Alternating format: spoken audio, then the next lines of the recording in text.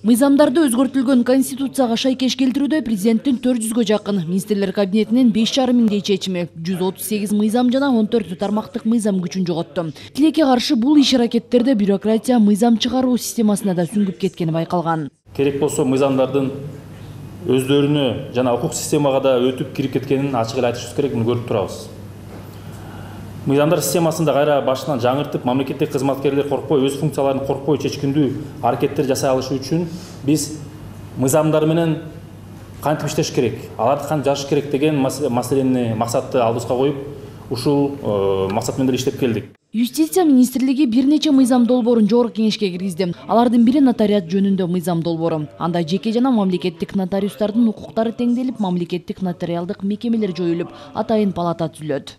Талкууга чыгардык, азыр жогорку кеңешке кетти ал мыйзам. Биз ойлойбуз, ушул кардиналдуу реформаны кылбасак, ушул системада дагы жанагы биз айтылгандай эле мамлекеттик кызмат көрсөтүү паралич болуп турат деп.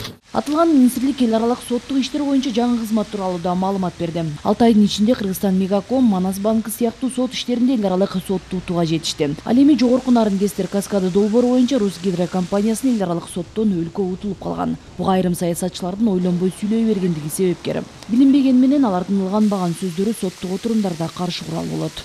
Кээ бир саясатчылардын, депутаттардын сөздөрүнүн айынан Русгидрого утулуп калдык соттон деп едиңизби? Кандай сөз, эмне жөнүндө болуп кетет? Бир аз маалымат берип кете аласызбы? Ар бир иште, бул гана эмес, бүт иштерде, Мегакомдо ар бир иште ачык 300-400 барактан турат, иске берсем болот. Ар дайым бир саясатчы сүйлөгөн, архивация кылып туруп, доказательство катары көрсөтүп турат. Бир киши айткан жогорку кеңеште, Мегакомду мен Кыргызстанга алып келгем депчи. Ошону жазып киргизишти, сотто кандай көрүнөт бул? Мамлекеттик кызматкер айтыптыр, мен алып келгем деп. Бул тартып алгансыңар деп, ал утулайын деп согуп чыгып кетти Мегакомдо 300 миллиондук иштен.